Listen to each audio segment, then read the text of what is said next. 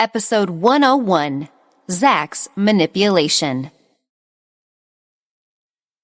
Timothy stood in the doorway and looked at Evelyn wearing an apron. He felt indescribably touched. He did not know how many times he had imagined this scene. He would never have thought there would be a day when it would come true.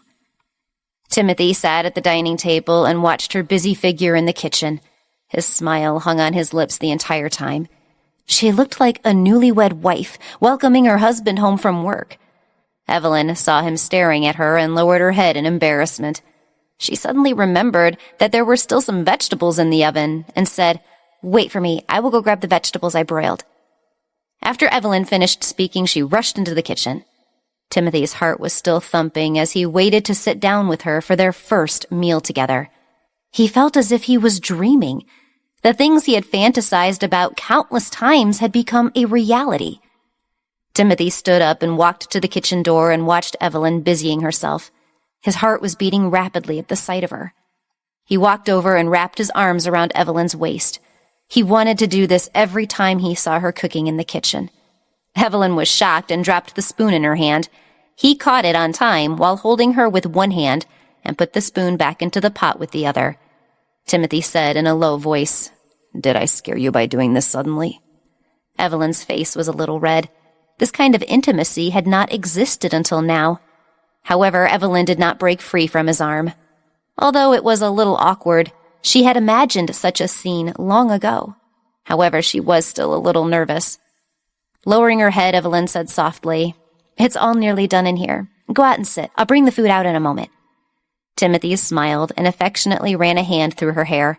"But I wanted to be like this a long time ago. I won't cause you any trouble. Let me hug you, Evelyn." Timothy's embrace was warm.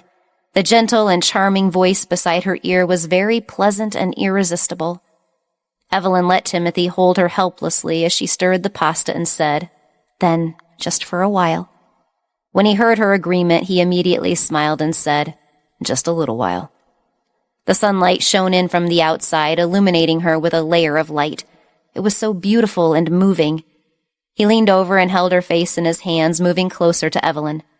Evelyn immediately became nervous and mumbled, "Timothy, it's time to add salt." Timothy's body stiffened, but he quickly returned to normal. He handed the salt to her and smiled gently. "I will not distract you in here. I'll go outside and wait for the meal." Evelyn nodded and tightly bit her lips while holding the salt. She was so bad at dodging his advances. She had always wanted to be with him. When Timothy wanted to kiss her, she should not have stopped it. Evelyn understood Timothy. He just couldn't help but want to touch her. This kind of reaction was normal. She could tell that her ducking him had hurt him bad. Why did she subconsciously do that? How terrible of her! "Evelyn, you can't be like this," she chastised herself in a low, grumbly voice as she bit her lower lip. Timothy deserved all of her attention, and she could not be swayed by Harvey anymore. She should not be controlled by those memories with Harvey, no matter how strong they were. He put his hand on his forehead in the living room and sighed. He seemed to have gotten carried away. This kind of thing could not happen again.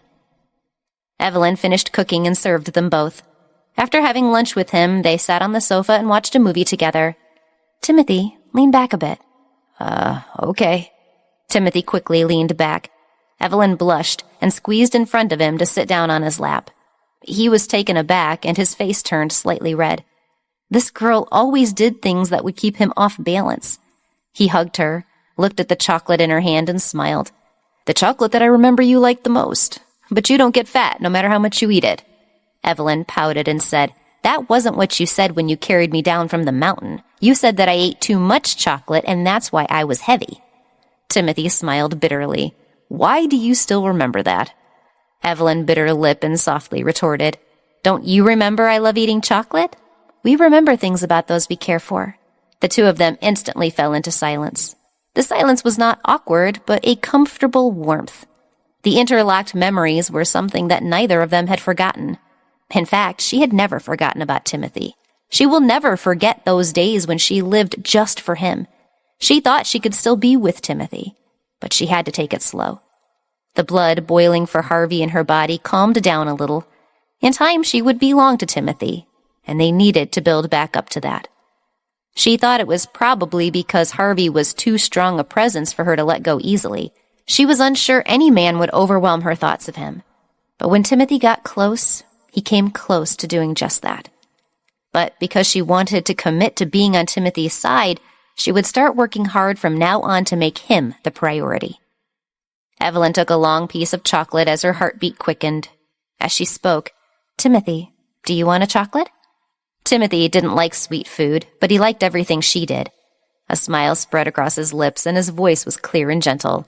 "Of course, I will eat anything you will share." Evelyn nodded, took the chocolate, and bit into it. Evelyn turned her head, and her pink cherry lips were glistening. The way she held the chocolate in her mouth was indescribable. Sunlight shone in from outside, her hair gleamed, and he could swear she looked like an angel. Timothy smiled, leaned over close to her, and put his lips on hers. He bit down on the chocolate, but did not take his mouth any closer.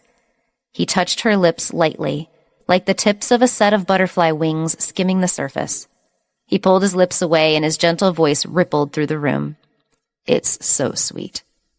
Evelyn opened her eyes and looked at him without speaking a word. Timothy reached out his hand and ran a hand down her hair. He hugged her tightly but refused to let her go any further. "Now that's good." Yes, that was good enough for now. His words made Evelyn unable to speak a single word. She wondered if Timothy had already noticed that she still cared about Harvey, so he refused to go further. Being hugged in silence, Evelyn's thoughts were not on the movie still playing on the screen. The phone vibrated at that moment. Timothy let go of her and said, "Go and answer it." Evelyn nodded and got up to take the call. The phone showed it was an unknown number. Evelyn picked it up. "Hello, this is Evelyn." "Hello, Miss Petal. This is Zach, the assistant over here at the Cage Company. I am sorry to bother you," Zach said coldly. Evelyn was shocked. Harvey's assistant? Why would he call her? "What is it?" Evelyn asked. "I have something to discuss with you," Zach said. Evelyn's heart skipped a beat. She knew it must be related to Harvey. She couldn't help but want to know, but Evelyn knew that Harvey's matter shouldn't sway her when she looked at Timothy in the distance. "Sorry, I have nothing to do with Harvey anymore," Evelyn replied. She was with Timothy now. She couldn't have anything to do with Harvey anymore. "Harvey is injured and at his house now. I don't think you are a cruel person, but in a way you are responsible for his injury," Zach said calmly. Evelyn was shocked. "What?" Timothy heard her scream and looked over. Evelyn quickly covered her mouth. Her fingers were still trembling. Evelyn suddenly remembered her dream last night. She lowered her voice and asked nervously, "What happened? How is he now?" Zach's voice was emotionless. "If you care, find me at the coffee shop on 10th Avenue and Brooklyn Road. I will wait for you there." The call ended. Zach was good at psychological warfare. If he spoke in a non-negotiable tone, the other party normally did as he instructed. After ordering coffee, Zach pushed his glasses up and tried not to think too much about Harvey. At this moment, all he could think about was tomorrow's blind date. He wanted to end his boss's devious mission as soon as possible. Tomorrow's matter was more important. These days, he had been hiding from Raquel. He did not know if she was well or not.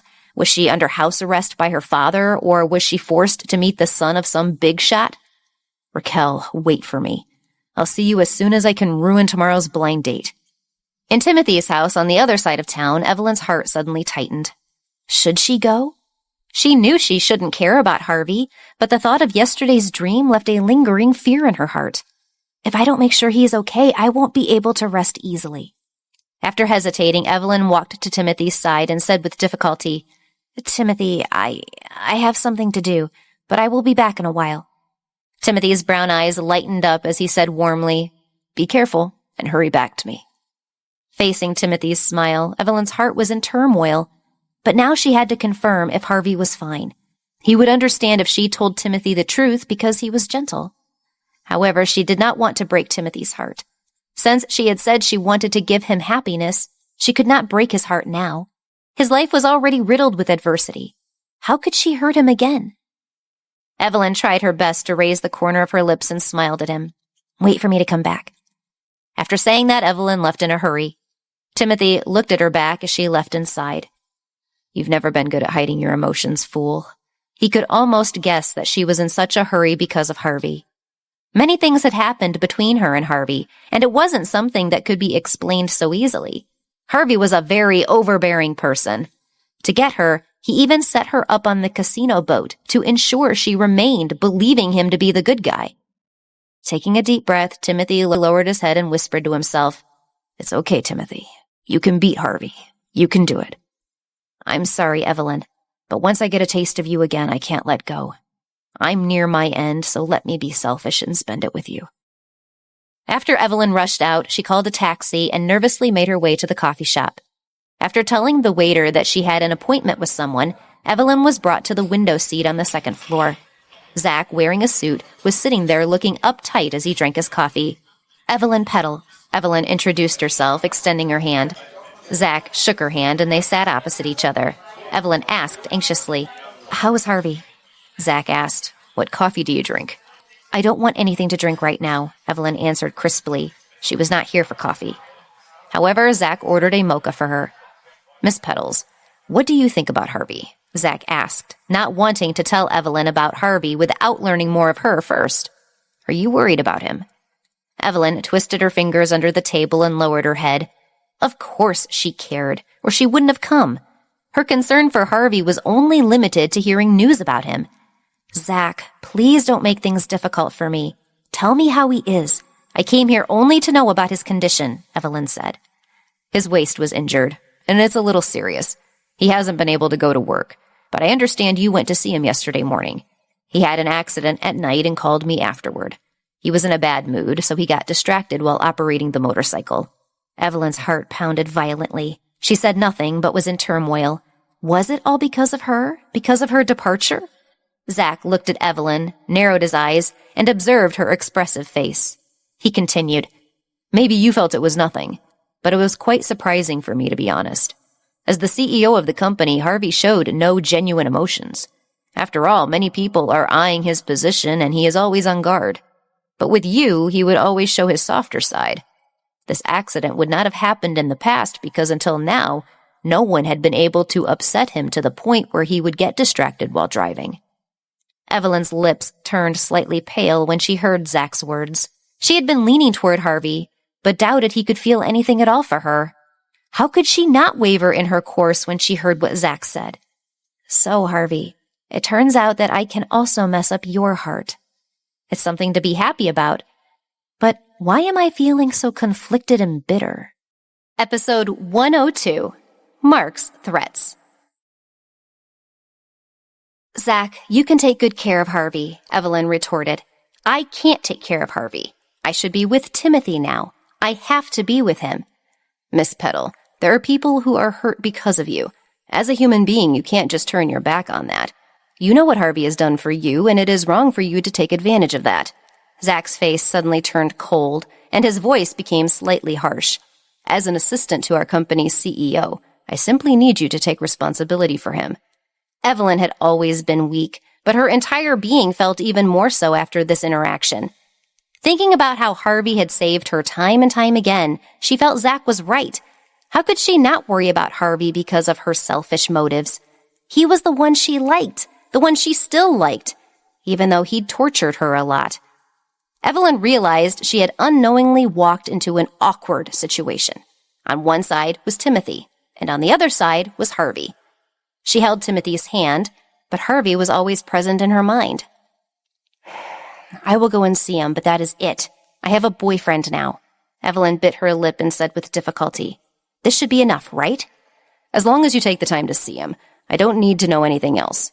I'm just doing my duty as his assistant." Zach looked at his watch as he handed her a business card and said calmly, "My phone number is on it. Tomorrow my boss is staying home, but please call before you head out to confirm that nothing has changed." Evelyn bit her lips and said, "I'll go tomorrow evening." "All right," Zach said. "Miss Petal, please finish your coffee, but I must leave as I have something important to do." Evelyn sat alone in her seat and looked at the steaming coffee in front of her. She did not know what she should do now, as it seemed fate had played games in her life. When she turned away from Harvey, the universe had found a way to pull the two of them together once again. Regarding her and Harvey, what should she do? If she went to see him, what would she say? Evelyn did not understand that Harvey was the one playing everything in his favor.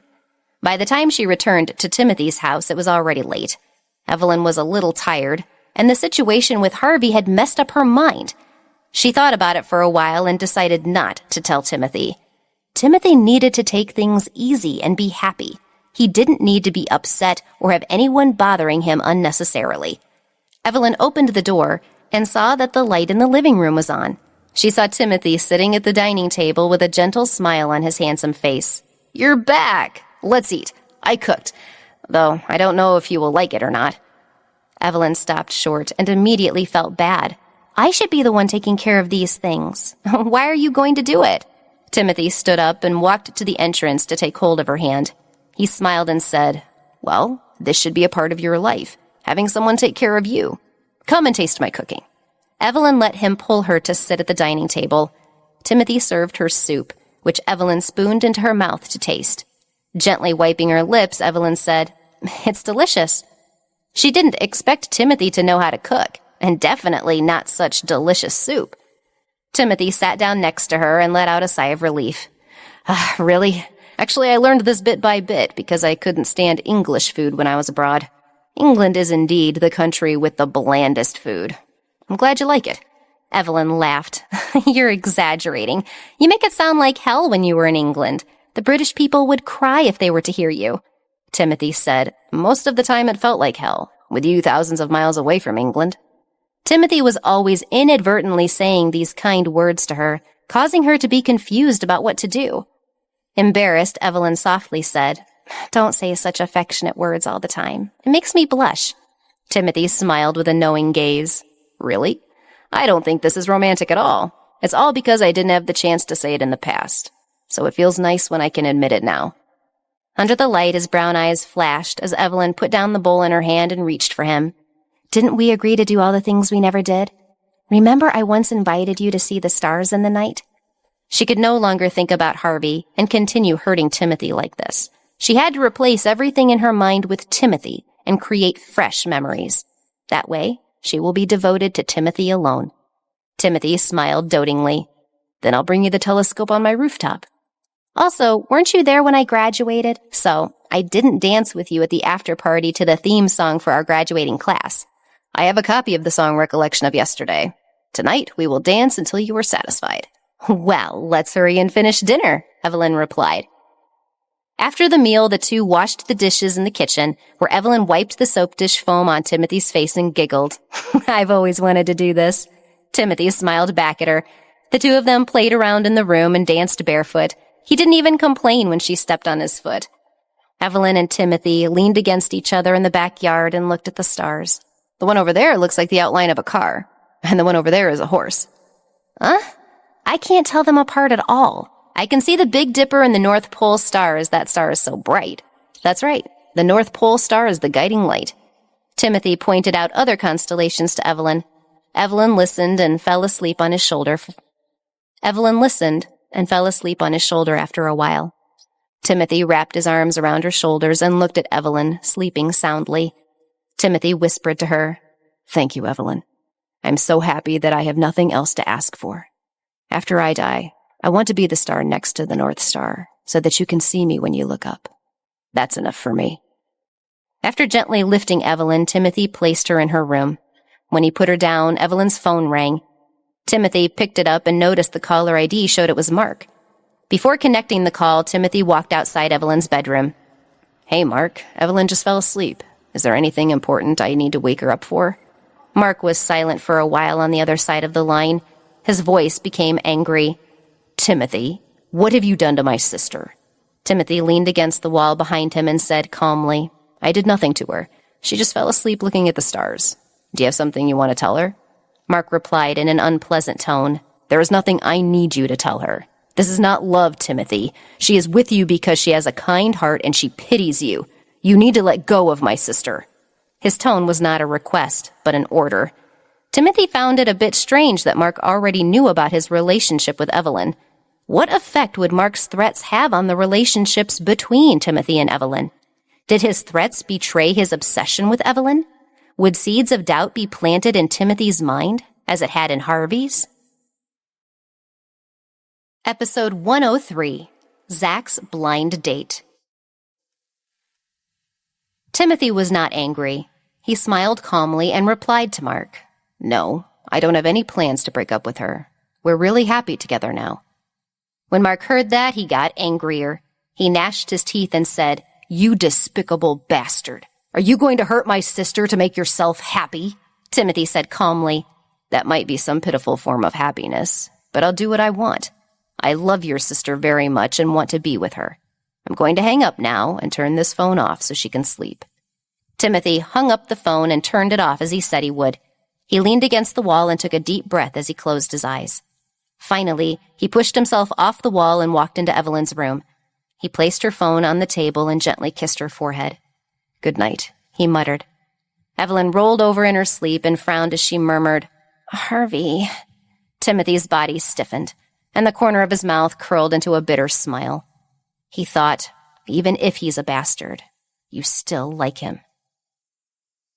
Zach went to report to Harvey after meeting Evelyn. "Sir, Miss Petal will be there this evening. I told Alex, and he was thrilled. And one last thing, I need to request my leave for today." Harvey was in a good mood as he glanced outside to check the weather. All he needed to do now was to wait for Evelyn to come. Of course he would show himself as a good leader who cared about his subordinates. He would allow Zach's request. "Are you going on a blind date?" Harvey asked. Zach nodded and said with a smile, "That's right. I'm sure your mother has prepared the girl ahead of time," Harvey said. "She will have told the woman things you like and dislike, and I bet she's gorgeous. Mothers always know our weak spots." Zach pushed his glasses up and said, "Thank you. I've already made up my mind. I plan to let her know that I have been in love with another girl for the last 6 years and wish to spend the rest of my life with her. That should take care of it," he said confidently. "I will take my leave now." Zach turned around and left, and Harvey watched him go. He didn't say anything, but he still admired Zach. There were people who followed the rules, and Zach had always been very serious about being the best at following them. As CEO of Cage Group, he had also always followed his own strict set of rules. But today was the day he tried something different. It seemed that a person could go crazy for another person, and you had to be less in control to go crazy. Harvey couldn't help but wonder if his mother felt as he did now when she was first in love with his father. Everything in Harvey's world still had to go according to his rules. Those who escaped from him without permission would be returned to him, and if he could not fulfill his wishes now, he would find a way to achieve them in the future. Harvey's phone rang, and he frowned when he saw the caller ID. He picked up the phone. "Hello, Uncle. What do you want?" "Harvey, I have never interfered in your business, but I have to say this because I care about the happiness of this young man. Zach's mother has already called me to tell me he is going on a blind date today. Harvey, as his superior, you should advise him not to bother Raquel anymore. He's your employee, and if things get out of hand and your grandmother finds out, or Raquel ends up embarrassed, you will be responsible." Harvey curled his lip into a cold smile. "I'm sorry, Uncle. Somehow I must have forgotten to force my employees to obey me in their personal lives. As for Grandma, I hope you don't bother her, as she has been working hard preparing for my engagement party. We wouldn't want her to become annoyed and angry with me. That might ruin my engagement, and you'd be responsible." Leonard began to speak, but Harvey did not want to hear it and hung up the phone. He was cold and had always been self-centered. What he was doing now was not for the sole purpose of protecting Zach, nor was it because of his relationship with Raquel. He wanted to see if someone as powerful as himself, who had no freedom, could break free. Harvey wanted to see if Zach and Raquel could end up together, and how he would feel when they held hands in front of him. On the other side of town, Zach drove to the coffee shop where he was to meet his mother and the girl he had never seen. The first thing he noticed about the girl was the part between her eyebrows. It reminded him of Raquel. The shape of her lips, face, and eyes were all very familiar. His mother had come prepared. She was trying so hard to find him a suitable substitute for Raquel. Maybe she thought he might fall in love with this woman. Zach felt helpless. How could he explain to his mother that even if this woman looked similar to Raquel, she wasn't Raquel? Every frown, every smile, every gaze, even the feeling of sitting here with her was completely different. If it were Raquel, Zach thought, she would just sit there, pretend to ignore me, and I would try to guess what she was thinking. I would watch her play with a strand of her hair, and that simple motion would make me happy. Mom, sorry to keep you waiting, Zach said politely. I'm glad you're here, son, punctual as always. Let me introduce you. This is Zara Thornton. She's my attorney's daughter. Nice to meet you. Zach gently shook Zara's hand. Zara was very interested in Zach. Her eyes sparkled as she said, Your mother tells me you're the assistant to the CEO of the cage company. You're not quite what I expected. Zara's heart was beating fast. He was much better than she had expected. He was so handsome, and his glasses made him look distinguished. If there was a downside, it was that his voice was cold. Zach's mother heaved a sigh of relief when she saw that the beginning was going well. Sure enough, he was her son who followed the rules, and he wouldn't go against her. That was great. Zach's mother was beginning to relax when Zach sat up straight and said, Miss Zara, I'm sorry to be impolite, but this blind date can't continue. I have no interest in you, and I have no intentions of marrying you in the future. Zach's mother was stunned. Zach, don't be rude. Zara is a lovely woman. How can you not give this a chance? Zach pushed his glasses up and said coldly, Fine, we can proceed, but I need to be honest that I already have someone I like. Zara knew this blind date would not go well, but she smiled anyway and said, Zach, you can take things slow. Let's start with being friends. Zach pursed his lip and said expressionlessly, I don't need friends. 6 years ago, when I was 25, I fell for a girl who was 16, and ever since I have wanted to be with her. Zach knew that once he tore off the modest, courteous, unhurried outer shell that the world saw, he would seem crazy and uncontrollable. If he were not a cautious, decent person, the looks of approval would disappear. However, Zara just looked at him and said, Zach, I'm on your side. What are you talking about? Are you out of your mind? Zach's mother slammed the table in anger. Zach was about to say something when he saw Raquel walking in with a man. She looked exhausted and indifferent as the man was talking to her. Zach was here to put an end to his mother's efforts to push Raquel away from his life. What would be the consequence when Raquel would see him with Zara? Would this lead to misunderstandings that would ultimately push Raquel away? Was Raquel brought here on purpose? Episode 104, Zach's Confession. As Raquel and the man were walking toward him, Zach's heart suddenly tightened. What the hell is going on? Raquel, don't look at me. Raquel suddenly stopped when she saw Zach. Zach? They had not seen each other since that night. Zach's mother heard the sound and looked up. When she saw Raquel, her face went pale, and it was obvious she had not expected her here. Raquel looked back and forth between Zach, his mother, and Zara. When she figured out what was going on, her face turned pale. What are you doing? Raquel couldn't help but ask. Maybe she misunderstood. Yes, definitely did. Raquel, right? My Zach is a blind date. Please leave him alone, Zach's mother said rudely. Because of this woman, her relationship with her son was tense. Of course, she was furious and disliked Raquel. Raquel, it's not what you think. Zach wanted to explain, but Raquel's tears were already falling. What else was there to explain? Since that night, he had not seen her, but had come here today for a blind date. Was this the end of her love story with this man? She thought he would be moved by her loyalty to him for so many years. However, in the end, this was the result. I don't know. Where did the good man who handed her the candy go? Zach, after all this time, is this how you repay me? Raquel covered her mouth as she turned around and ran away, ignoring her male companion's shouts. She wanted the man who gave her candy every day. The man she remembered had a noble face and a slightly shy smile. The summer she had turned 16, she had met the man she would love for all her life. This man dating another woman couldn't be the man she fell in love with. Zach stood up. His mother saw this and whispered, If you chase after her, I will cut you off. Zach stopped and looked at his mother in a daze. He had listened to her for so many years, and she had always been a woman who respected and loved herself most. However, this did not mean that he would still give in this time. When I met her and liked her, she was 16 years old. Now she is 22.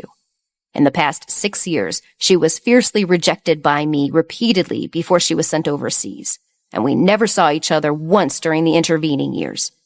At her birthday party a few days ago, she openly rejected those more established suitors and said that she wanted me. Her father slapped her for this, and yet she persisted.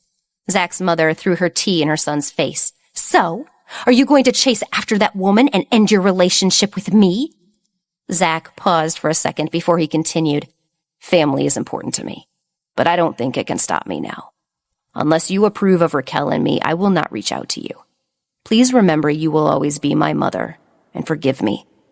This is the first thing in my life that I have gone against your wishes, but it's also the happiest thing I have done so far. After saying that, Zach left without hesitation. Although he looked miserable when he put away his glasses and pulled off his tie, all the women in the place couldn't help but stare.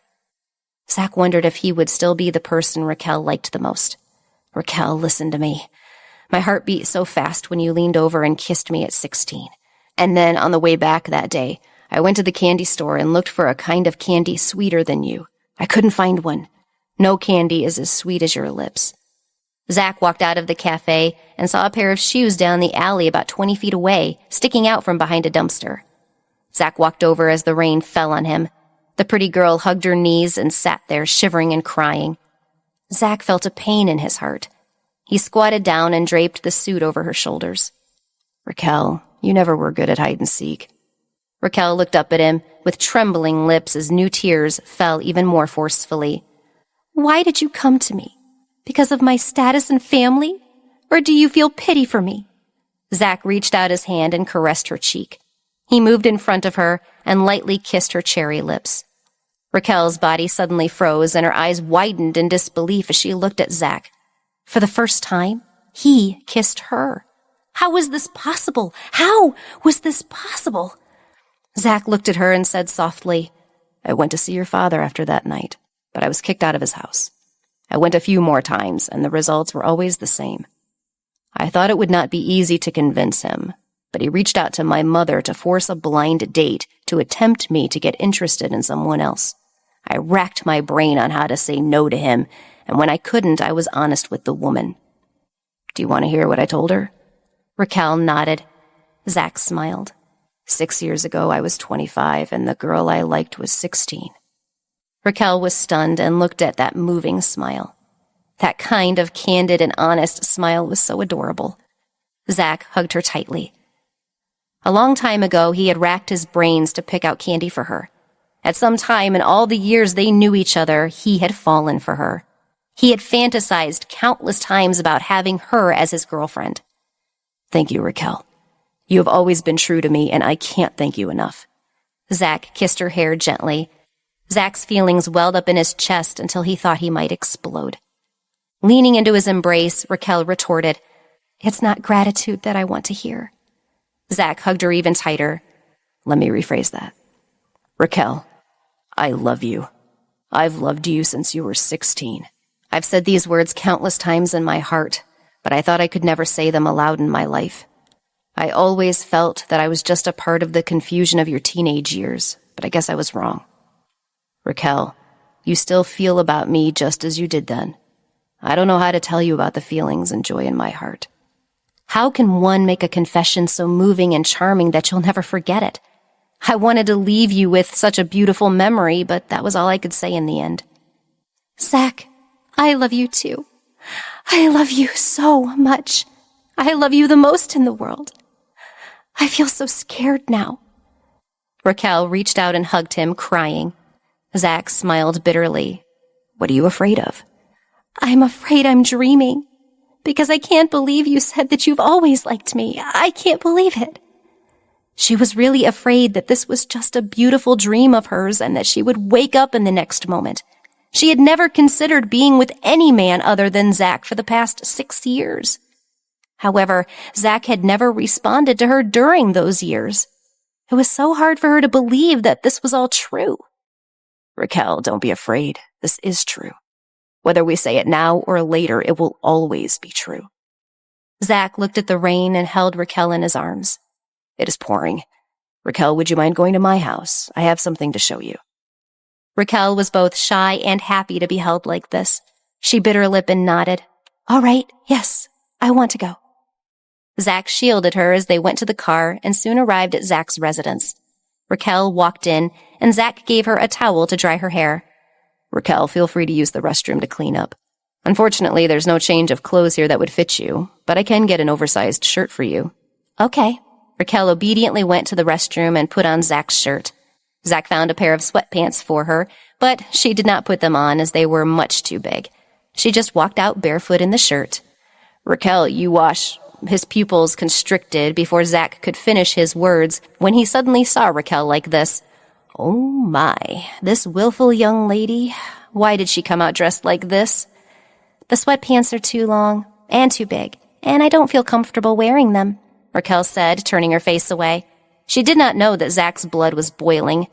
Raquel felt uncomfortable being stared at by Zach and blushed as she urged him, You should take a shower too. Ah, yes, okay. Zach quickly lowered his head to cover his confusion and went to take a shower. Raquel heard the sound of the door closing and pursed her red lips as she smiled. Zach was such a good man. Raquel was bored and wandered around for a while. She opened the refrigerator and saw that everything was in order. The books in the study were neatly arranged. The things on display were a little strange and quirky, just like Zach. She pushed her way into the first room as she came into the hallway. As soon as she entered the room, she felt she had entered another world. She saw a room full of glass display cases, all of which had candy. Raquel's heart started to beat violently. She walked in and looked at the rows and rows of confections. It was as if she had entered a kingdom of sweets. There were all kinds of goodies, and they were all exceptionally beautifully packaged.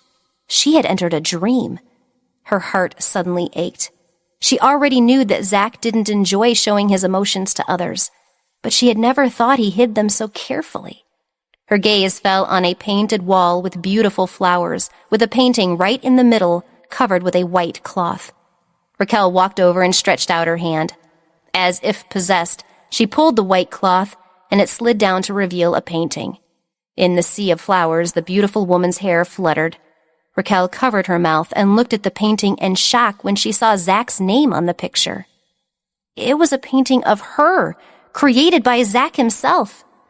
Ah, I've been found out, Zach said from behind her. Raquel turned around and walked over to him. He stood before her and said, This is my secret kingdom. Do you trust me now about my feelings? Raquel's body was trembling and her heart was pounding. I can't bear it anymore, she thought. Who can endure such declarations of love from a man? Raquel rushed over and stood on her tiptoes. She wrapped her arms around Zach's neck and kissed him hard on the lips. After a sexy kiss, Raquel panted and said, Do it, Zach, right here in this room. Zach's pupils contracted. He pressed her against the wall that was covered with flowers. Raquel, it will get you in trouble to tease me like this. I'm not as cold as you thought, and I am not a person who has mastered abstinence. If I unleash these 6 years of wanting you, you'll be responsible for the results. Raquel's hand had already reached into his t-shirt, and her breathing was getting shallower. Yes, I will take responsibility. Love me, Zach. Zach held her tightly in his warm embrace. In the afternoon, Evelyn and Timothy went to the cinema. When they came out, it was raining. I didn't expect it to rain today. Evelyn looked at the weather and said regretfully, I wanted to go to the university to look around, but it will have to wait for another day. Timothy smiled and said, It rains a lot in the summer. Do you want to go to the restaurant you used to go to for lunch? There should be fewer people today. All right. Evelyn followed Timothy out towards the restaurant. After lunch, they stayed in the restaurant until late, hoping the weather might let up. Evelyn looked at the time and hesitantly said, Timothy, you should go home, and I will swing by my house to pick up some things. There are still some matters I need to tidy up there. I'll take you there, Timothy said. Evelyn quickly waved her hand. No need. I can go by myself. In her heart, she felt a little helpless. Timothy was not a person who would stop her. He gently said, Then I'll help you get a taxi. You don't want to take the subway in this weather. Evelyn nodded obediently. The torment in her heart was growing. Would Evelyn be able to escape from Harvey if she goes back to his house willfully? Did Timothy know where Evelyn was going? He has tasted blood now. Would he let Evelyn slip away so easily? How would he keep Evelyn from being enticed by Harvey's charms and going back to him?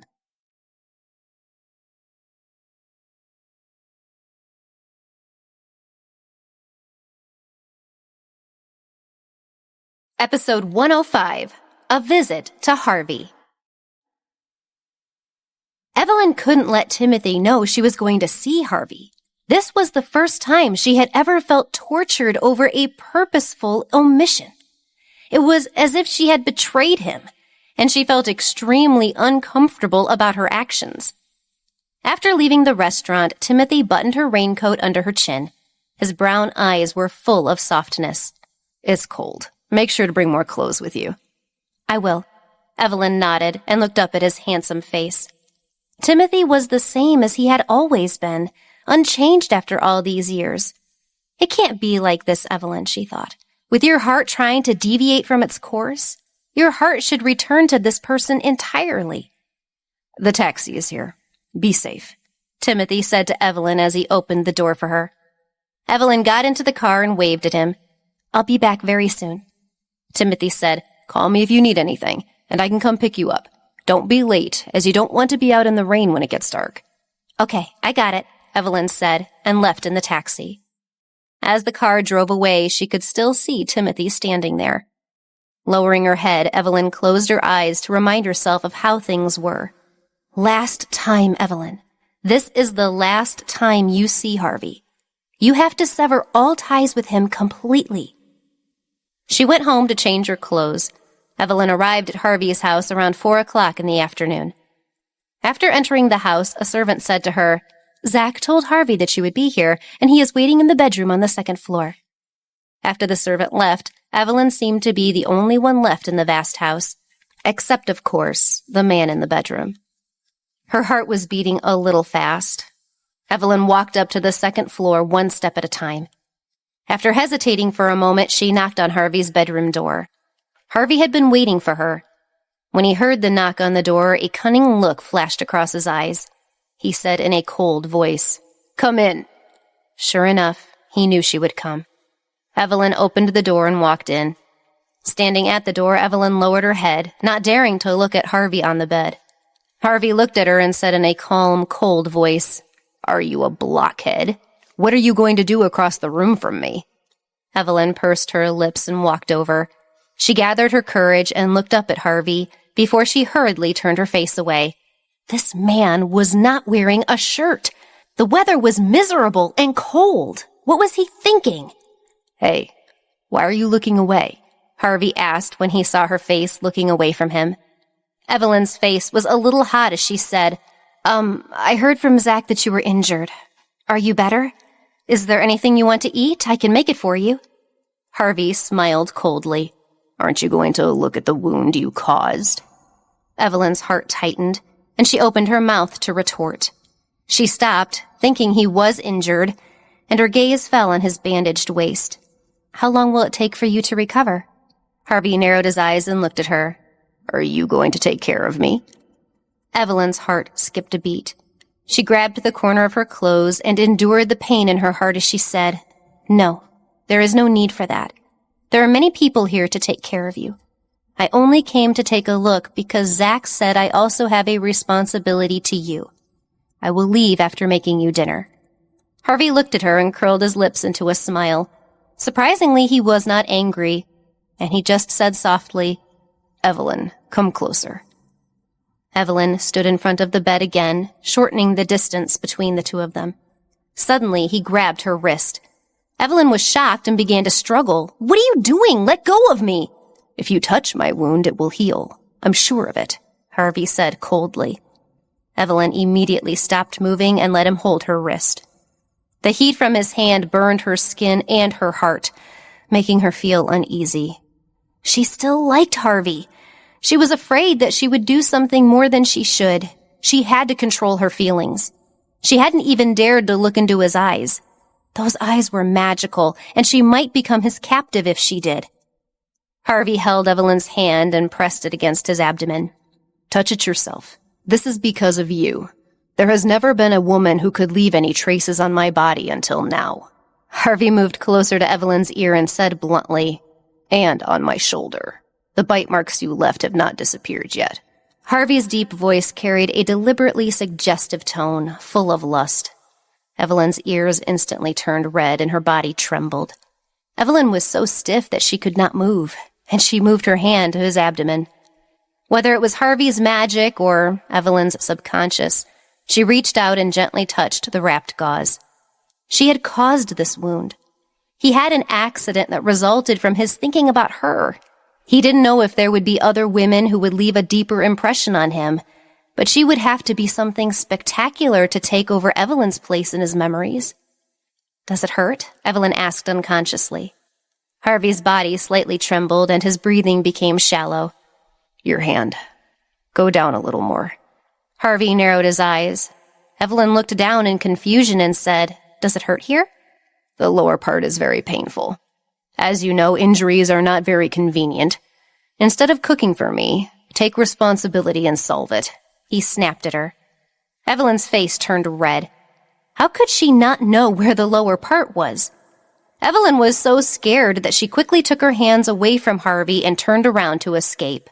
He was a freak and a pervert. Expecting Evelyn to run, Harvey grabbed her arm and pulled her back, causing her to fall into his arms. Harvey wrapped his arms around her shoulders and pressed his whole body against hers. Evelyn felt fear. Don't come so close to me, she thought. Don't hold me. Don't let me smell you. Feeling a little excited, Evelyn struggled to get up. "Let go of me." "Oh, it hurts." Her flailing arms hit Harvey's waist and he let out a muffled groan. Evelyn was so scared that she did not dare to move. Aware of Harvey's injury, she did not want his wound to split open again. Her breathing was hurried. Evelyn tried to calm herself down and said, "Harvey, let go of me. I don't want your wound to split open." "If you don't want my wound to split open, you'd better behave yourself." Harvey held her in his arms and spoke in a domineering and somewhat angry manner. The two of them were pressed tightly against each other. Harvey leaned on her shoulder and breathed on her neck. This intimate action made Evelyn's heart stutter painfully in her chest. Her heart was beating so fast that she was afraid Harvey would hear it. Why did he keep pushing her? Timothy had told her she could take a step back if she weren't comfortable, but this man would only press on, forcing her into a position where she had nowhere to run. "How far did you go with that man?" Harvey's cold voice rang in her ears as she clamped her jaw tight in frustration. Evelyn trembled and bit her lower lip until she drew blood. After a while, Evelyn said in a muffled voice, "It has nothing to do with you. Timothy and I are seeing each other, and we can do what lovers do." Harvey's insides were burning. This damn woman. The thought that she might be under that man made Harvey's blood boil. Did she truly believe that she could do anything? Did she really think that he would let her go so easily?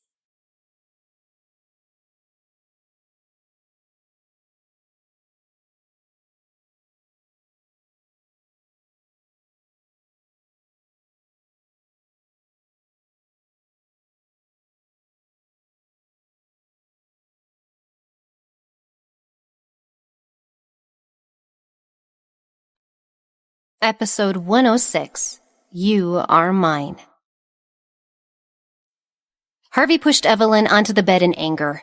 Ignoring the wounds on his body, he pressed her body into the mattress. "Hey, your injury," Evelyn quickly reminded him. Harvey frowned. The wound was indeed painful, but he did not care at all. He stared into Evelyn's eyes as he asked her, "Let me ask you again. How far have you gone with him?" His eyes were filled with endless darkness, causing Evelyn to become scared. She felt this would end badly if she told him she had done it with Timothy. Harvey was not her man, yet he had this kind of control over her actions. Bastard. Why should she be at his mercy? "We did nothing. Timothy would never do something like that until we were more comfortable together. Bastard, get off me!" Evelyn pushed at him angrily.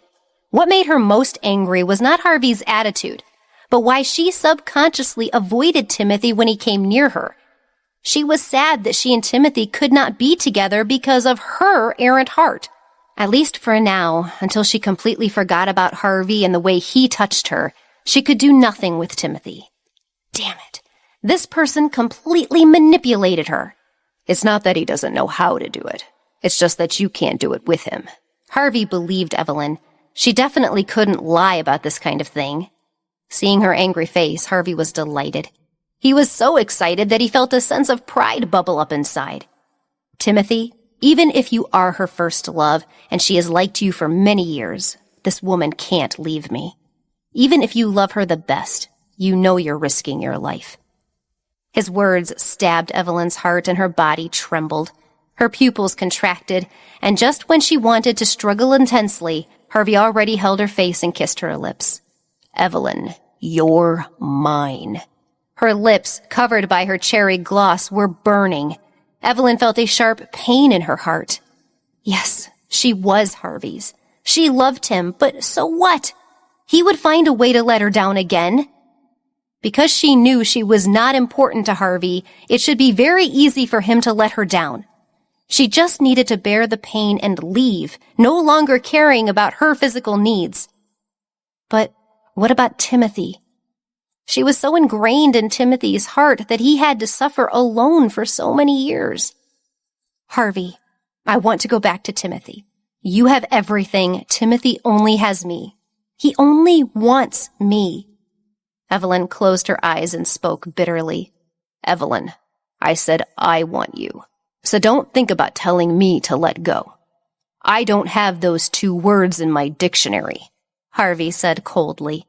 He pulled at her shirt and said, "So I need to use your body again, as this is the thing you can do only with me." Evelyn held his hand and gritted her teeth. "I said I don't want to. I am Timothy's girlfriend now. I just came to see you because Zach asked me to. Timothy and I can do this kind of thing. We can kiss now, and there will be no problem with what happens next." Evelyn had had enough. Harvey's need was tormenting her, but she couldn't betray Timothy. Evelyn's intense resistance made Harvey furious. What made him even more frustrated was that she said she could have sex with Timothy and had already kissed him. Yes, he thought she had gone to the man's side and might have kissed him. But what he heard from her mouth made him very angry. "Looks like I have to teach you a new lesson. I have to make you completely obedient to me alone." Harvey had a dark look in his eyes. He liked her stubbornness, but he had to splinter that admiration. Stubbornness was fine, but he hated Evelyn's determination when it came to Timothy. Harvey held Evelyn's hand down and tied the rope prepared on the bed to her hand. He said faintly, "This rope is special, as it won't leave any scars." "You are despicable. Harvey, are you going to do this again? Is this the only thing you know how to do?" Harvey pinched her mouth and looked into her eyes with cold eyes of his. "I wanted to be gentle with you, but you resisted me. These lips have been kissed, and now I will disinfect his taste from you by turning them raw." After Harvey finished speaking, he leaned over and kissed her thin lips. Evelyn bit his lips. The taste of blood spread between his lips and teeth as Harvey pulled back in pain. Evelyn stubbornly stared at him. Harvey lifted his finger and wiped the corner of his mouth. Harvey looked down at Evelyn and curled his lips into a smile. "Bite me now. I'll make sure you don't have the strength to bite later." "Bastard!" Evelyn gritted her teeth. Why did it always become like this with him? She liked him, yet he always did such horrible things. Harvey narrowed his cold eyes. Her resistance had provoked him completely. He wouldn't feel comfortable until he did her unprecedented treatment. "Evelyn, do you know things like sex are against reason? No matter how much your reason struggles, you relent once your body feels comfortable." Evelyn closed her eyes and ignored him as he tore off her clothes, not leaving a single piece behind. Evelyn blushed in shame and turned from him, not saying a word. Harvey said nothing either, but started to kiss her from her neck and stroke her, down and down. The rain outside the window was getting heavier and heavier. Soon it was impossible to tell whether it was day or night. Harvey felt he had probably gone mad.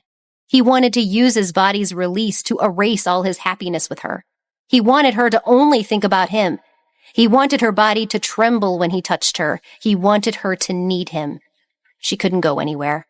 Harvey was going to keep her with him. "Evelyn, you belong to me. You are not allowed to look at other men. You can only look at me," he whispered in her ear like a devil casting a spell. Evelyn's eyes were filled with tears as she sobbed. "I don't belong to you. I don't even want to look at you. I hate you. Harvey said angrily, I see you when you are with me and when you aren't. When I see other women, I feel nothing. I only feel better when I see your face on the billboards around town. But you have to go to other men. Do you know what I was thinking when I was bleeding, waiting by the road for help? I was thinking about how I could get a damn woman like you back. In the end, I found Timothy the best doctor, the best match for his heart. I want him to live. Then I will snatch you back from him. Evelyn looked at him in a daze. The tears in her eyes were rolling down her face. What are you talking about, you bastard? Why are you saying something like that at a time like this, under such terrible circumstances? It was as if he regarded her as the most important person, as if he cared about her when he spoke these words. Oh, he was heartless. One could tell by the way he acted. So why did he have to say all this? Evelyn didn't know what to say back, especially in this situation. He was forcing himself upon her, and then he suddenly stopped to say such words? It was all too strange. Evelyn's face was so red that she couldn't help but look away from Harvey. Inadvertently, she saw that the gauze around Harvey's waist was dyed red. Evelyn struggled in shock. Harvey, you're bleeding! The wound is open! A lot of fresh blood was already seeping out of the gauze. Indeed, it would have been weird with his intense movement if his wound hadn't split open. Harvey frowned when Evelyn moved away from him. Oh, don't move. He raised his hand to stop her. Evelyn was so nervous that she said anxiously, What happened? Are you in pain? Harvey sucked in cold air and looked down at her with a pained expression. Evelyn angrily pushed his shoulder. Madman, get up! Hurry and bandage your wound! Harvey frowned and said unhappily, I won't die, but I might expire from lust if I get up now. Evelyn did not know what to think or what to feel. She could not understand what she was feeling in her heart. For the first time, she understood what it meant to have mixed feelings. That messy combination of emotions was stuck in her chest. I hate this kind of confused feeling, and I hate this man who doesn't play by the rules. I hate him. I hate him. I hate him. I want to kiss you now, Harvey suddenly said. Evelyn turned her face away embarrassed. Who cares about you? Anyway, finish quickly. Harvey did not want to give up. He held her face with his enormous hands and asked again in that attractive voice, Evelyn, can I kiss you? His ice-cold eyes burned for her, and just knowing this caused her body to tremble uncontrollably. She had lost in the end. There was nothing she could do to get away from him. She was completely defeated. She had been captured and abused, but she could not maintain a single bit of hatred for this overbearing man. With a red face, Evelyn compromised and nodded her head. Evelyn's heart trembled. He lowered his head and kissed her sweetly. After an unknown period of time, Harvey finally stopped the movement. His body was covered in sweat, and he lay on the bed, breathing heavily with a frown on his face. Evelyn jumped from the bed and quickly put on her clothes. She was afraid to stop even for an instant. Harvey blinked his dark eyes while panting and said, Are you that impatient to escape? The wound was more painful than Harvey had thought. Without the support of his adrenaline, he could not get up and grab her. Evelyn glanced at him and said, I'm not as bad as you. Half kneeling on the bed, Evelyn said, Don't move. I will take off the gauze to see if it is serious or not. If it is serious, we need to find a doctor. The bright red blood looked scary. Evelyn's heart trembled when she saw it. She was afraid of blood, but she couldn't leave Harvey alone. Evelyn silently removed the gauze from Harvey's abdomen. Harvey looked at her petite profile and was slightly stunned. He had never told her how caring she was.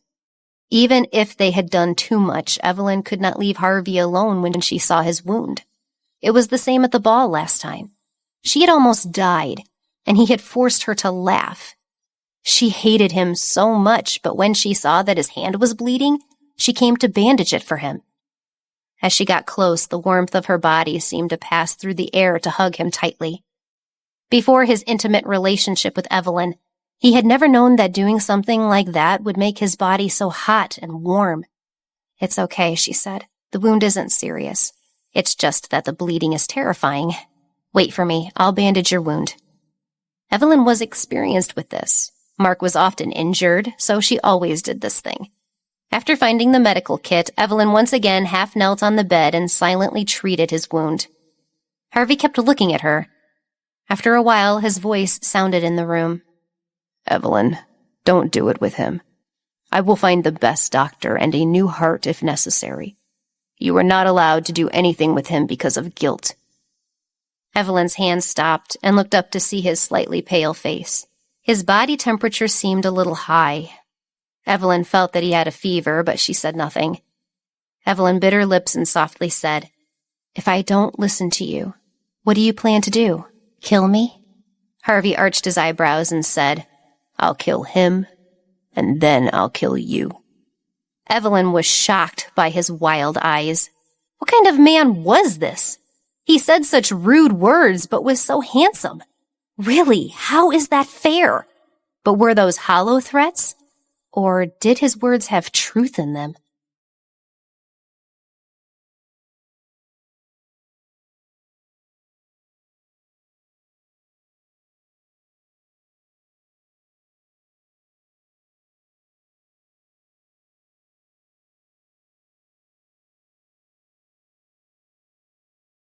Episode 107, The Caring Evelyn.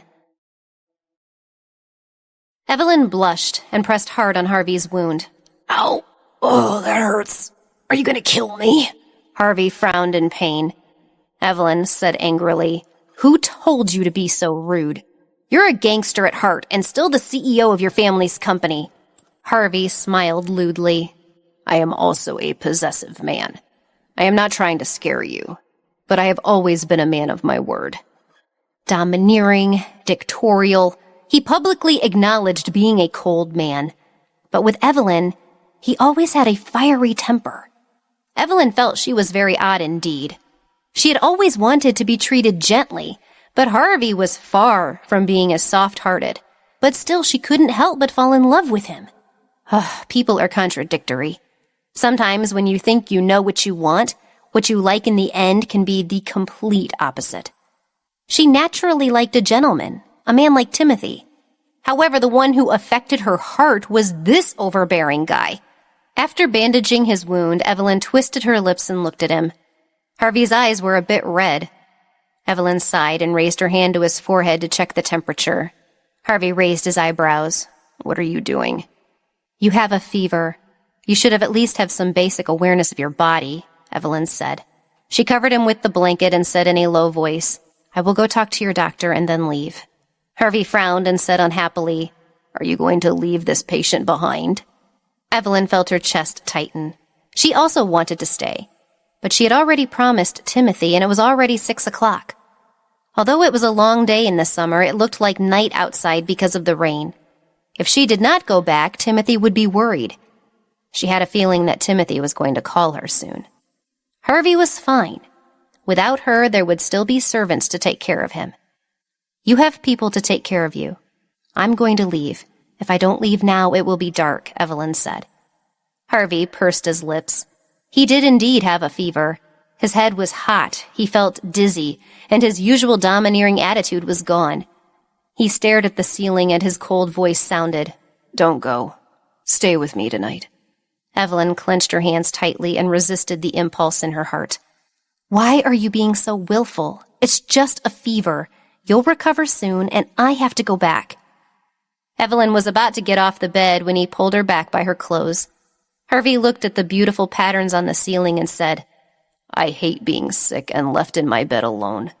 I've always been this way, and I will do something rash if you leave me here in misery." Evelyn's heart trembled. She lowered her head and asked, "Is this a scheme to hurt yourself?" Harvey curled his lower lip and smiled faintly. "That's right. So will you stay?" Evelyn opened her mouth but made no sound. "I'm going back to Timothy," she thought. "I can't consider staying the night. The guilt will eat me up." Her phone rang. Evelyn heard it, as did Harvey. She grabbed the phone and saw the caller ID. Evelyn let go of his hand in a panic and mumbled in a low voice, "I'm sorry." Evelyn got out of bed with her phone, ran out of the room, and closed the door behind her. Harvey blinked and smiled bitterly. It was raining outside. His body was burning. His wound was still hurting, and he felt terrible. How many years had it been since he had been this miserable? He couldn't help but think back to his days in the family mansion when he was sick and had a fever. He would lie still in his room. His door would be shut, and people would be walking past the room while he was in pain, but no one would come. After checking on Harvey, the doctor would make sure there were enough heating pads and then leave, and then no one would bother with him at all. Once he had wanted to drink water, and when he tried to get the cup, he spilled the water on the bed. His throat was so sore that he couldn't make a sound, and it was only later in the night that someone found him, half dead with fever. What a terrible memory. Evelyn took a deep breath and answered the call outside the door. Timothy's voice came from the other side. "Evelyn, it's getting late. Do you want me to pick you up?" "No, there's no need for that. The weather is terrible. Don't come out. How are you? Have you eaten dinner?" "Not yet. I'm waiting for you. I've made something you like." Timothy's gentle voice came from the other side of the line. Evelyn leaned against the wall and felt like someone was squeezing her heart. "Timothy, why are you so nice? I am taking complete advantage of your gentleness. You are an idiot. I should run to your side. You've been waiting for me. I shouldn't hesitate and make up my mind, but I can't move a single step from this place. My feet feel like lead, and I knew it would work this way as long as the man told me not to go, even though it's manipulation. I can't get out of here since he held me by the hand and told me not to go. Timothy, I'm sorry. Only tonight. I'm sorry." "Timothy," Evelyn spoke with difficulty. "Timothy, I'm sorry. I can't come back tonight." On the other side, Timothy was silent for a moment.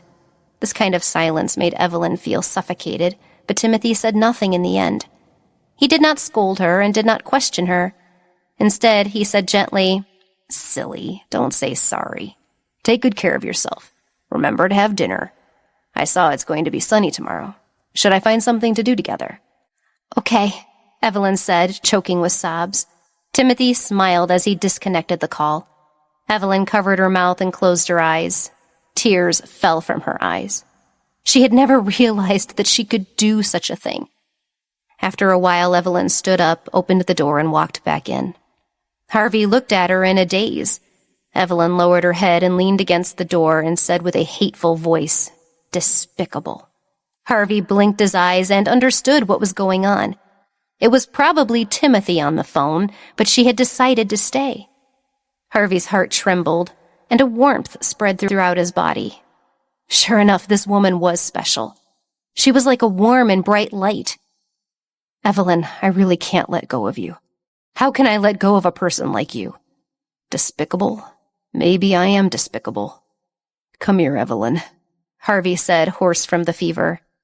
Evelyn walked over step by step to the side of the bed and stood still. Harvey's somewhat gorgeous lips curled up and he said, "Come closer. It is very tiring for me to speak like this." Evelyn bit her lip nervously and leaned forward in front of him. Harvey narrowed his eyes and lightly kissed her cheek. "Right now I want to kiss your lips, but this fever might be contagious, so I will forcefully resist the urge." While boiling an echinacea tea in the kitchen, Evelyn sighed countless times in her heart. It seemed impossible to get used to Harvey's face and smile, as he was not the man she had originally met, especially when he kissed her on the cheek just now. His innocent and happy smile was simply a violation of the rules. Damn it, what the hell was going on? He was a pervert and a dictator, yet he had such an innocent smile. There had to be a limit to how much he could manipulate to win her heart. "Miss Petal, you should bring these up yourself." The maid who worked for the Cage family had hesitated outside the kitchen door, but finally mustered the courage to come in and speak to Evelyn awkwardly. Evelyn did not understand. "What is it? I'm boiling water here that I'll handle the tea. Miss Petal, please take this to him. When our boss is sick, we don't dare to go close to him. Although he is usually cold as ice, he's even more difficult for us to bear when he is sick. Other than doctors, no one goes close to that room, not even to bring him food. We are all a bit scared." The maid was a little embarrassed. Evelyn's eyes widened, and she was slightly shocked. He doesn't even have someone to take care of him? The maid nodded in embarrassment. No, it's been like this for 3 years, and he was once furious when I delivered food, which led to me being called horrible names. Later, I heard from the girl who worked here that the man had been like this since the beginning.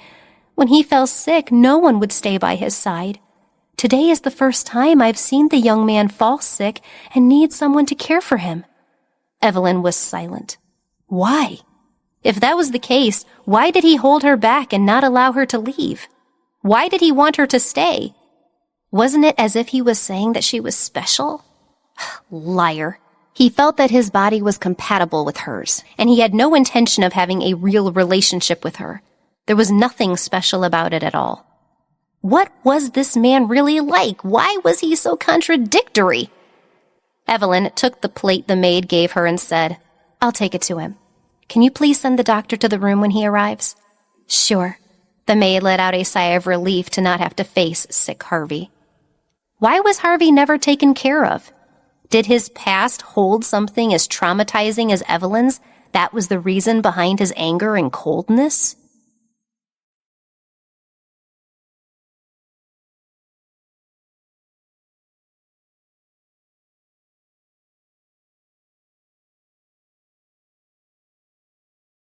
Episode 108, Like a Moth Flying into Flame. Evelyn carried the plate upstairs. She wondered why Harvey was not taken care of when he was sick. He was so angry most of the time, he must have been traumatized, just like her. She could not cope with the rainy night because of her psychological trauma. Harvey suffered from illness, but he refused to let anyone take care of him. Something must have happened. Evelyn thought about Harvey's parents dying young and how his grandmother had tried to make him bend to her will, as she knew best. Perhaps there was a lot of secret bitterness beneath his gorgeous appearance. Evelyn opened the door and walked in.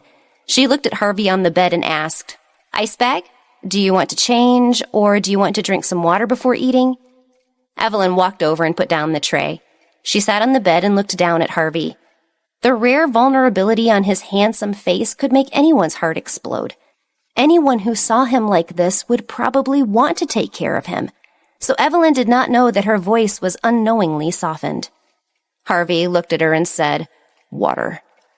Evelyn nodded and brought him water. She thought it was not good for him to drink while lying down, so she took a straw and gave it to him. She did not expect Harvey not to appreciate it at all. He showed a disgusted expression and said, No, you feed it to me. I am feeding you. Use your mouth. The corner of Evelyn's mouth twitched. Didn't he say he was afraid that the virus might spread to her if he kissed her lips? Where did that bit of conscience go? Be good and don't be stubborn. It's easier to drink with the straw. Harvey closed his eyes and looked like he would eat her alive for her feisty comeback. He said, What should we do? I feel like if you feed me water with your lips, my throat will feel much better. Evelyn gripped the cup in anger. If you want to feel more comfortable, drink the water without questioning me. She was furious. Why did she make an effort to boil the water for tea? If this person refused to drink, no matter what. She was truly afraid. Just how old was this person? He actually wouldn't drink the things that could make him feel better. Harvey opened his eyes and looked at Evelyn with his dark eyes. You are my medicine. Evelyn blushed and stammered. What nonsense are you talking about? Harvey's magnetic voice was a little hoarse because he was sick. When those words came out of his sexy thin lips, there was a kind of affectionate tug at her heartstrings. Evelyn's heart skipped a beat. She grabbed the sheet under her with her right hand. What a strange man. He was a guy who did not know how to love. How could he play such a romantic scene? Evelyn couldn't help but think that there might be a seed buried deep inside the man's heart, a seed of love as hard as a stone. Although it was like a stone, it was waiting for the opportunity to bloom for someone. Don't give me hope. How will you be responsible for me if I get bewitched and become serious about you, like a moth flying into a flame? If I am going to treat you, then take responsibility and get well. Evelyn took a sip of water and leaned down to touch his lips. Harvey held his lips in a thin line and sucked the cold water from her lips. After lapping it up in one gulp, Harvey licked his red lips because of his fever. Not enough. Evelyn blushed and fed him another mouthful. It's not enough. Give me more. Evelyn resisted the urge to roll her eyes and took another mouthful to feed it to him. She could not help but feel that she would need some kind of medicine that might prevent her heart from being touched by his antics. No matter how she thought about it, she would be infected by this annoying patient. It wasn't easy to feed him a cup of water. Evelyn stopped and let him eat, after which he continued to pester her. She was forced to sleep with him on the bed. She awoke in the middle of the night. She heard the rain outside, and it was probably because Harvey was by her side that she did not feel afraid. Harvey, we are so close to each other because of this night's rain. Even in your sleep, you were holding my hand tightly. I feel our hearts are very close for the first time. On this rainy night, Evelyn was in Harvey's arms. Her mind was filled with thoughts that made it difficult to sleep. The next morning, she dozed lightly before finally waking at 7 o'clock. She had not slept well. Harvey's fever had subsided. He also had not slept much. When he felt Evelyn quietly moving away from him, Harvey raised his hand and grabbed her. What are you doing? Harvey asked, holding the woman in his arms. Evelyn frowned and went to lift his hand. I am leaving. Your fever seems to have subsided, and your wound should heal soon. Take good care of your injuries. Evelyn got up and bit her lower lip with her back to Harvey. She knew very well how powerful Harvey was, and that with his help, Timothy's chance of living a full and healthy life would be improved. Unfortunately, if he had ulterior motives, it could end up being a bad thing for her. Harvey narrowed his eyes and said, You know that I can harass you any time, any place I choose. Evelyn stood up and turned to look at him seriously. Please stop right there. I do not have the time to deal with you right now. Harvey said with an evil smile, But you already said it's up to me what I do. Evelyn stared at him. If your body is in this condition, you should consider behaving yourself. Evelyn paused for a second. Harvey asked curiously, What about us? We are nothing, Evelyn said hurriedly. She turned around and said, I'm leaving. Goodbye. I'll ask the driver to take you, Harvey said, sitting up. He was not happy. Was she really in a hurry to leave? Harvey arranged a car for her. He placed his hand on the spot where Evelyn had been sleeping. The warmth still lingered on it, making him yearn for her. Harvey smiled confidently. Evelyn, I will let you experience the thrill and sweetness of being immoral. When the time comes, you will suffer and struggle in your heart. Even if you stay by Timothy's side, you will think about me. Evelyn opened the door and rushed out in a sorry state. She covered her mouth in fear. God, he must be crazy. What nonsense was he talking about? She was with Timothy now, and she wanted to be with him forever. The driver drove the car over to take her home. Evelyn got into the car muddle-headed and kept her eyes closed the entire way there, trying to make sense of everything she was feeling. Timothy, I need to see you as soon as possible. I'm not normal anymore. Did Evelyn once again push herself into the quagmire of conflicted feelings? How long would she be able to continue her act of loving Timothy? What would Timothy go through when he gets to know that Evelyn's love for him was nothing but pretense?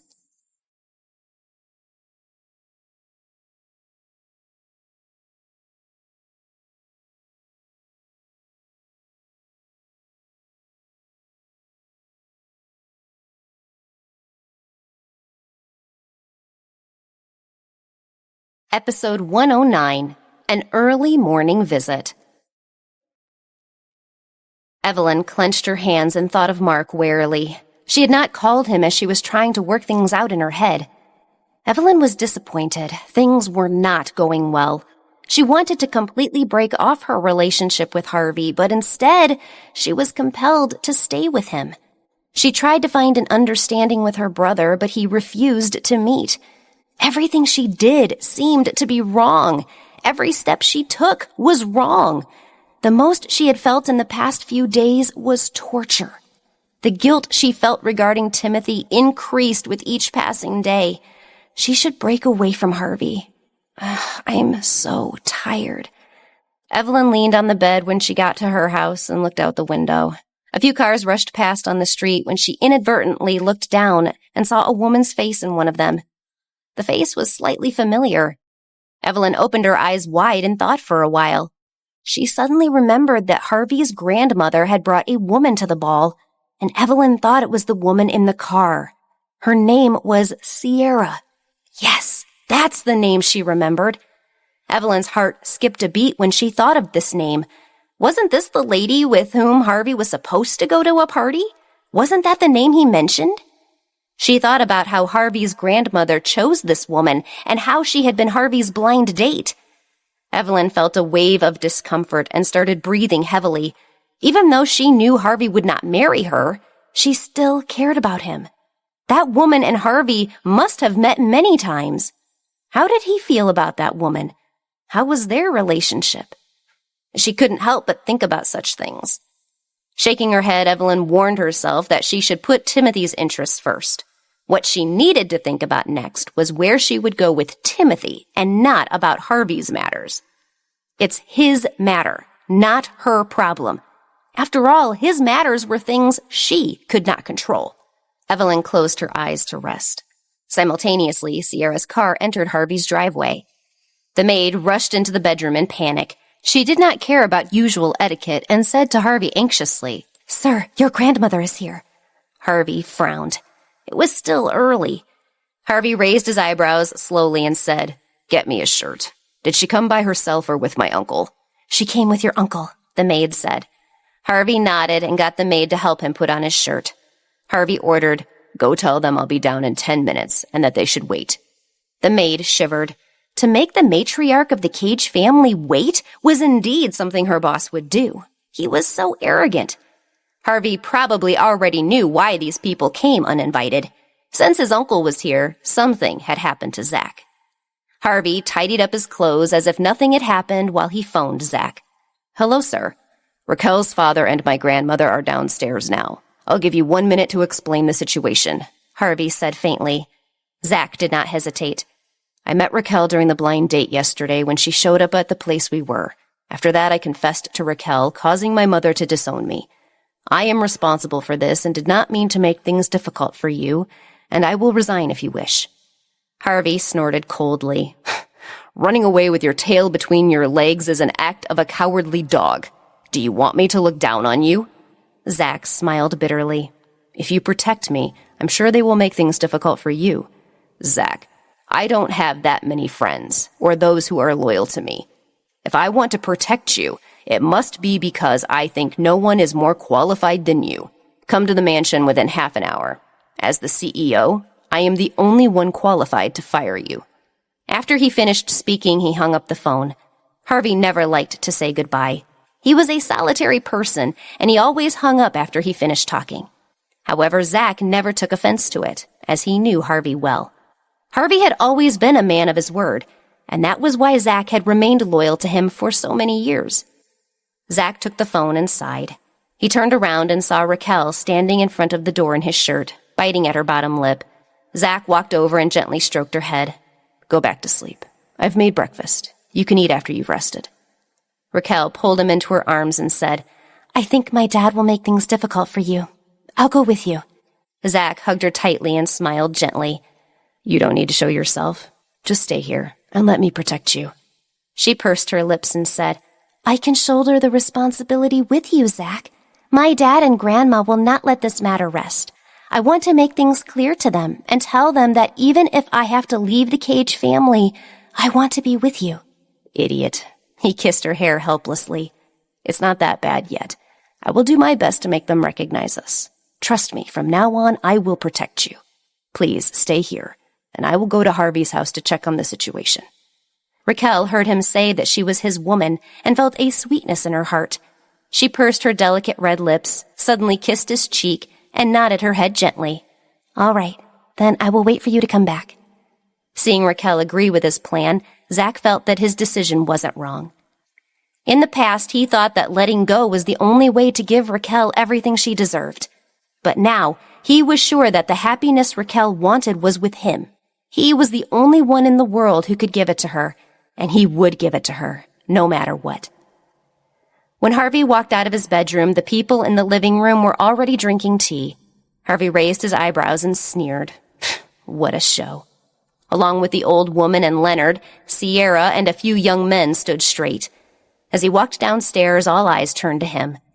Harvey walked down lazily, sat down on the sofa, and said coldly, "It's so early in the morning, and you've come to disturb someone in their own home without advance notice.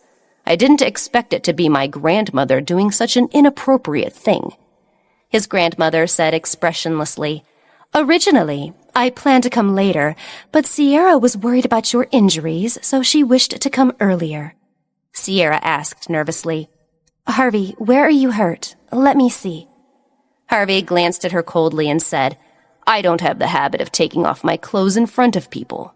There's no need to look. It's not serious." "If it's not serious, don't put the company on hold by staying away from the office. There are plenty of people who want to be the CEO of our company if you don't want to be," his grandmother said in an unfriendly tone. She could not stand Harvey's laziness. Even though he was injured, his grandmother did not care at all. Harvey was not worried as he smiled and said, "I am in charge for now, and I ask that you don't worry about it.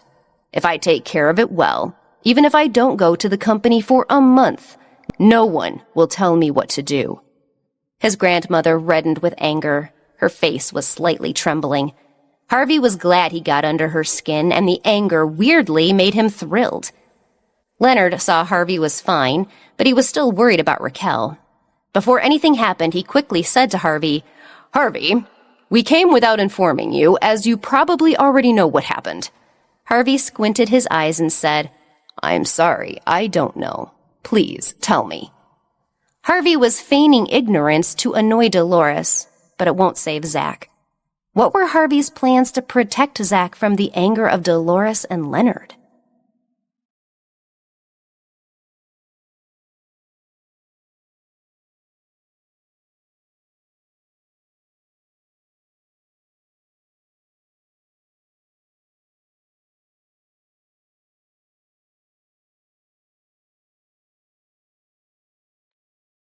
Episode 110, A New Secretary. Guessing that Harvey was oblivious of the situation, Leonard said aggressively, "Zach kidnapped Raquel, and he is just a lowly assistant. He should know his place and shouldn't have seduced that young lady, a member of the Cage family. He took Raquel away during his blind date. Raquel is not that smart about such things, and Zach tricked her.